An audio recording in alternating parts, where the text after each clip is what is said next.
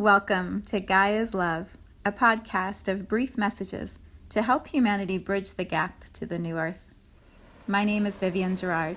It is my delight to be a scribe for consciousness today, sharing the wisdom that flows through from Source. Here we go.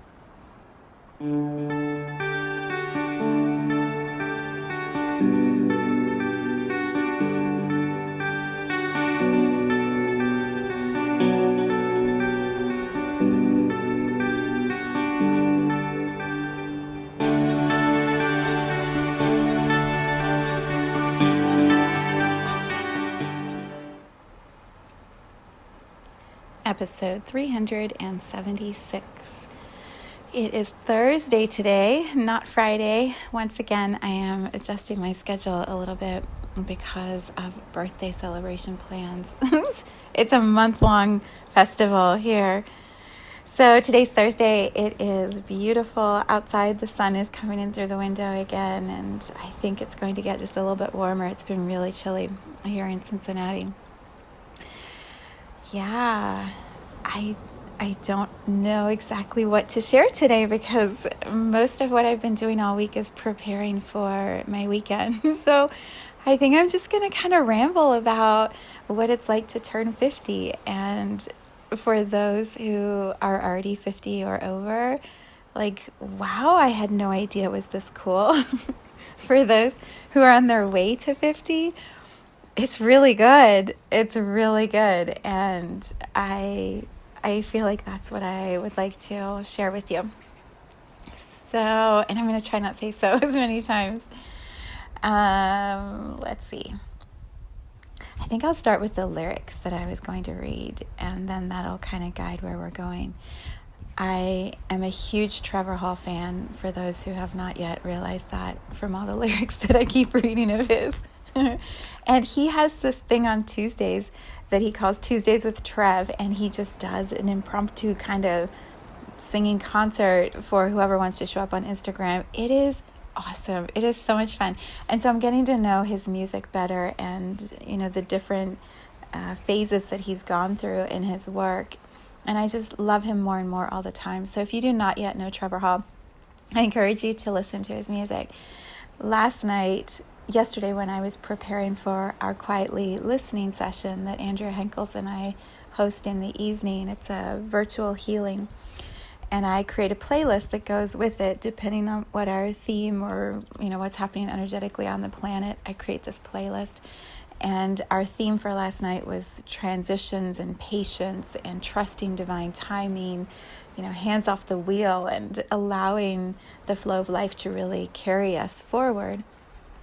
And so as I was going through my Trevor Hall list of songs, just because I was enjoying it, one popped up called All in Due Time. And so I put that as the first song on the playlist. And then last night I read those lyrics to the group before we began.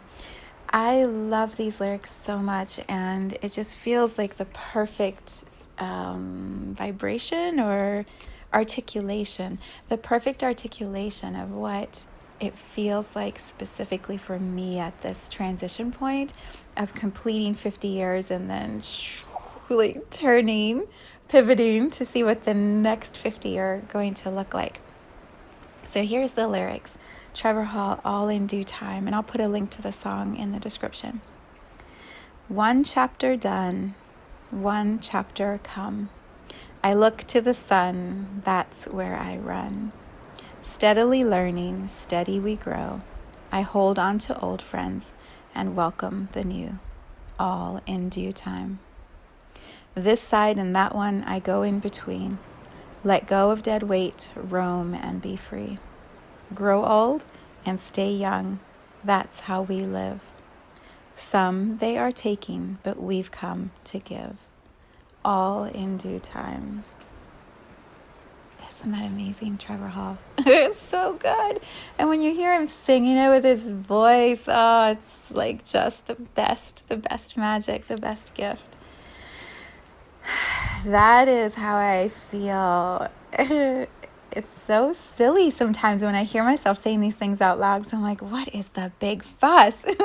And I've had many people reflect that to me, like, what is the big fuss?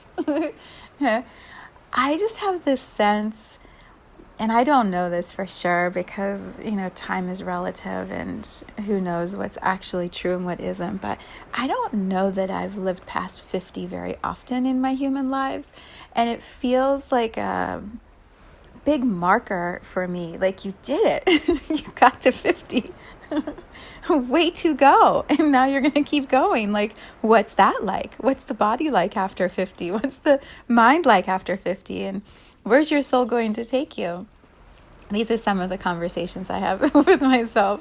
And I also feel like it's been so much work as a human for me up to this point, and for everybody, trying to figure out who I am and why I'm here and who I'm supposed to be in relationship with and who I love and who hurts and who does. Like, it's just been a lot of work trying to manage the body, just trying to figure out my body. It's taken me a long time. Maybe some people get it in their 20s. It did not happen in my 20s. I did not figure things out in my 30s. By my 40s, I was just starting to kind of get some of it. Now I feel like, oh, wow. I feel so clear about like the soul that is me being expressed in this human lifetime, and the body that supports that expression of my soul. And my mind is finally starting to cooperate. I would never say I've mastered my mind. That would be just like calling in crazy if I try to do that. But I certainly have found a peacefulness with my mind, my body, my soul that is just so good and extraordinary. And I haven't had that my whole life. So I feel like it's worth celebrating. And it's worth the time to pause and honor and recognize I have figured a little bit of it out. And maybe there's a lot more to figure out, but I'm well on my way. I'm well on my way. And so the celebration of this marker in time for me, it's worthy of the celebration. I love that I am so hardcore committed to making it a party, even in the midst of a global pandemic, as many people keep reminding me. You're trying to do this, Viv, and there's a global pandemic happening. I'm like, yeah, I know that.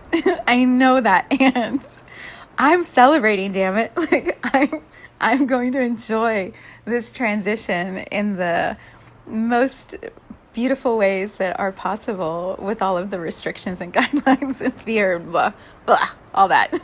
I'm still going to celebrate. So here's my plans.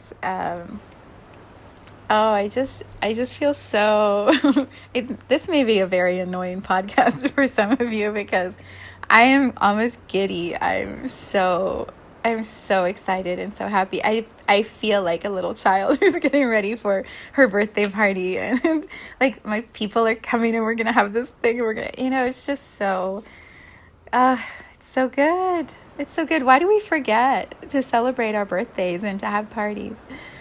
So here's what we're doing. I've got to stop the so thing. When I was reflecting on who I wanted to be with and how I wanted to move through this transition, immediately I went to my gym community, my energy gym community. I talked about that space last week. These are the women, as of right now, there will be men, but these are the women that I talk to, I see every single week, and we share and we support and we encourage and we cheerlead and we cry. These are the beautiful souls that I am, on a very consistent basis sharing my journey with. And so when I was thinking about what I want to do for my birthday, I'm like, we're always virtual. I want to be with some of these people. I want to actually hug my friends, and I want to sit down and have a meal and laugh and have a glass of wine and like cut a cake, eat cake. I just want to be in the physical proximity with as many of these women as are able to come and join me. And so that's what we're doing. One of my friends flies in tonight, another one tomorrow. We've got some local women that are going to come over. We're going to Zoom in with the ones that can't be here, and we're just going to hang out. We're going to hang out all weekend and eat and talk and do yoga and pull cards and share and laugh and cry and maybe not cry, and just enjoy celebrating life in a more physical way than we've been able to for the last year. So I've been disinfecting my home and preparing, ways to make sure that I'm accommodating everyone in their feelings of safety and inclusion. And then I'm going to take my hands off the wheel and enjoy the time. And then a few other friends are going to be joining on Saturday for dinner, and Sunday everybody goes home, and I'm going to hang out with my husband and my son. And then my birthday is on Tuesday. My son is taking me to lunch. That's now that he can drive and he has a job he's paying, he's treating me to lunch. And then we're going to stop in and see my parents and do a social distance hello. And then we're going to go to my favorite Mexican restaurant on Tuesday night. I'm going to do some shots of tequila to honor the old and welcome the new. I don't usually do shots of tequila, but I think that's what you do at a Mexican restaurant on your birthday. I think that's what you're supposed to do. And then Wednesday I drive up to see my daughter at school and spend the day with her and visit a friend. And Thursday, my husband and I are going to go away for a couple days and have a cocoon of time that is just for us. His birthday is next month, and he's a year behind me, so he still has another year until he turns 50. But we are better than we've ever been, and in this really strong, beautiful, co-creative space. And so just getting away from work and home and tasks and projects and all the stuff that consumes our energy when we're in our normal path, our normal activities. We're going to step away and we're going to go play together, and I'm just so excited. I feel like, what is this magic I've created? I had my weekend with Ange. I'm going to have another weekend or another day away with another one of my best friends. Like, what? This is how you celebrate. And so perhaps that's the message or the gift of today's podcast is just this example that I'm living of being so committed to celebrating some of the big milestones in our lives and honoring the transitions, in such personal and inclusive ways. Which brings me to yesterday's transition of power here in the United States. I don't know that it matters in this moment whether you're Democrat or Republican or, a Trump fan or a Trump hater or a Biden fan or a Biden hater. There was a grounding into the ceremony of transition in a democracy that happened yesterday that was so beautiful to witness and feel. There are rituals that we as an American community have created, those before us and I'm sure those who are coming after us, these rituals and manners in which to hand over the baton, the wheel, driving from one group for 4 years to the next group for 4 years. And it was just so incredible to feel the steadiness that surrounded that event. It was not like it normally is, and also this has not been a normal year. Coronavirus is not really creating a space of keeping things the way they've always been. Coronavirus is shaking everything up and throwing it in the air and then seeing how it lands when it comes back down. And I'm very proud of the way that we landed as a country yesterday. There's so much work to do. There are so many voices that need to express and be heard and be included in the conversations. And I feel like simply having a peaceful transition yesterday opened a pathway for that next level of dialogue. And what we co-create from here is going to be very interesting and perhaps very different than what has been before. The beautiful poem that was written and read by the woman, oh my gosh, now my Amanda Gorman, I think is her name.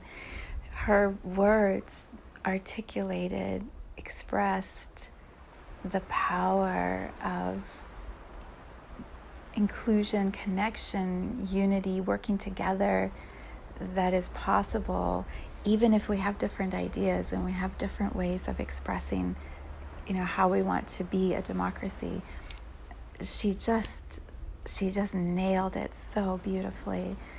So if you haven't checked that out, I encourage you to listen to it and then to look her up on Instagram and just see the joy that she expressed. Like, she was celebrating her own rising up, her own stepping onto a bigger stage and having a louder voice that is so powerful. She celebrated that yesterday, and it was so much fun to witness her celebration, and it's so deserving. She was describing in an interview that I watched this morning with Anderson Cooper, and he said something about her speech impediment, she used the word speech pathology, I think, the words, but she had difficulty speaking certain sounds, and so as she was growing up, and so much of her path was spent on trying to find a way to self-correct that and to be able to use her voice in a way that was in alignment with what she was feeling inside. And that meant being able to say the words in the way that she felt the words without any limitation or difficulty. And she just described it so incredibly well. It was just an amazing interview. And then, of course, I went to her Instagram story and saw all of the fun things that she did yesterday to celebrate and honor her own growing up, her own stepping onto a stage. It was incredible. So there's much to celebrate, not just for me personally, but in the world. There is so much to celebrate, specifically this week. And it's funny. Here's what my husband says to me. He's like, why do we have to celebrate just a birthday or just an anniversary? Why can't we celebrate each other all year long? We should be celebrating our love every day, and I should be honoring who you are every day, and you should be honoring who I am every day. This is how we tease each other. And what I said to him is what I say here and what I feel for the United States in this moment. Yes, let's celebrate each other every day. And there are certain moments that are worthy of a big-ass celebration. Do the celebration in a big-ass way. Like, have some fun with it. And don't pull back just because we should be doing it all the time. Yes, and it's okay to go big sometimes. It's okay. So I'm not sure what that is for you. And as we begin this year, 2021, we have many things we could celebrate throughout the year. Your relationships, your graduations, new jobs, babies, there's just so much that you can celebrate. And so perhaps this episode is encouraging awareness. Look ahead. Look at those moments that like this year, both of my children graduate, one from college and one from high school. We are going to be celebrating those graduations, even if they don't walk across the stage, because there's so much time and sweat and effort and fear and worry and doubt and hours of studying, that have gone into those moments of celebration. And so you can bet we're going to be celebrating that. And then who knows, right? Who knows what else is going to show up? All in due time. All in due time. One chapter over, another one beginning. Yeah. I don't know. Is there more? I don't know if there's more I want to say. This may be a really short podcast. Is there anything else I want to say? I think I want to make this one other connection. When I was watching the interview this morning with Anderson Cooper and my God, I keep blanking on her name. I can see her face. I just said her name. Okay, well, it's there. It's on the tip of my tongue, and I'll say it in a moment because I'll remember it then. She was describing the support network around her and how it took a whole village of all these people, all these organizations that have enabled her to be prepared for this stage, for this expression of who she is. And she described how with her speech disability or difficulty, she had mentors and special support and, all of these individuals who were guiding her path and making sure she got to the place she needed to be so that when it was time for her to step onto the stage at this exact moment in history, she would be ready for it. She would be ready for that moment. And I have been feeling that so deeply within myself as I make my way towards 50. Like Andrea and I were discussing last night on Quietly Listening, the perfection of timing when you trust in the divine, when you trust in source, when you know there is a bigger plan than what you're aware of, that implicit trust creates magic. It creates the most incredible moments and experiences and relationships. And then there's endings and there's beginnings, but it's part of that divine timing. And I feel that as I sit, it's like sitting on a precipice, and I know that way was now through 49, that way is 50 and moving on. And I'm like kind of not teeter-tottering, but like very aware I'm sitting at the threshold. I'm sitting in the transition, and it's about to go like that. And so I've been very internally honoring how many beautiful souls in human bodies have guided me along the way to this moment. And some I'm still intimately, closely connected with all the time, and many I am not, and that's okay. That's okay, because many times the gift is offered and exchanged within a relationship, and it does what it needs to do inside of the person, inside of both people, and then it's complete. And many times I've struggled to hold on to something that was completing. This has been my learning in my first, that's what I should maybe call this podcast, my first 49 years. All in due time. I've struggled to hold on to what was, what has been beautiful, what has been good, what has been powerful. And that gripping, it doesn't feel good to me. It doesn't feel good to the other people. It doesn't work. It doesn't work. It's like the caged bird that just wants to be freed, and the tighter the cage, the more the bird wants to fly away. And that's what I've found for myself is it doesn't work to try to hold on to something that is ending. And so can we all gracefully release what was? This is part of what I believe we're learning as an American society. We have held on to some really nasty, shitty stuff from the past and believed that we still have to be that. And I don't believe we have to be that anymore. How do we learn to loosen our grip and release very powerful things that have taught us in our nation and let them go so that we can open up space for whatever is new to be birthed through us, to be created through us? Yeah, it's a journey, right? We're all figuring it out as we go. It's just interesting for me, the perfection of divine timing in my own journey. It all revolves around me because this is my journey, and for you, it all revolves around you because it's your journey.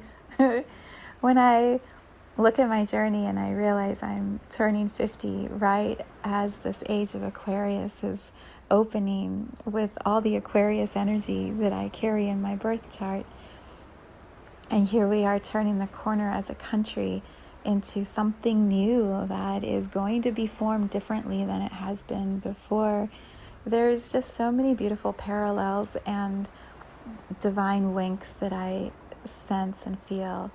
Like, it's all perfect. It's all playing out perfectly. And so just honor what was, love what was, and open up to what's coming, what's arriving, what's being created. And so I'm learning to do that in my relationships as well as, in my work and in my physical body. And like there's so many words trying to come through. And I hope you receive what I'm trying to articulate. I like that I used the word articulate several times today because when I was watching the interview this morning and she was talking about her word choices, she's like, words matter. Words matter. I'm like, they do. Yes, they do. Absolutely matter. All in due time. All in due time.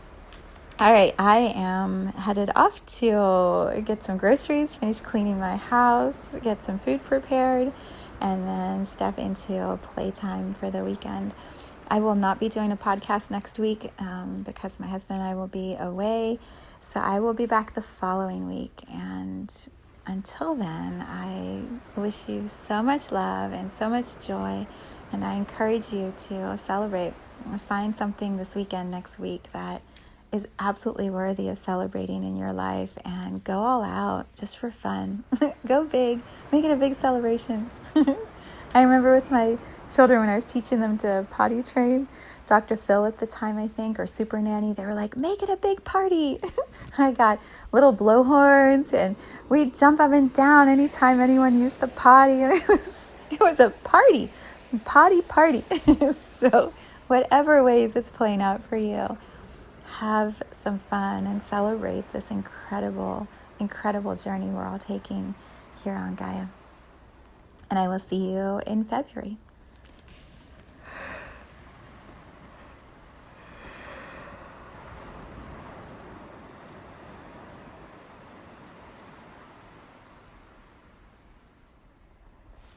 Thank you for tuning in to this vibration of pure love.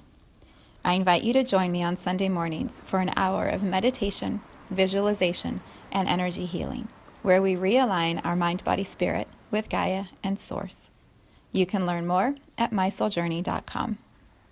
Let's take this message of Gaia's love out into all of our relationships and communities today.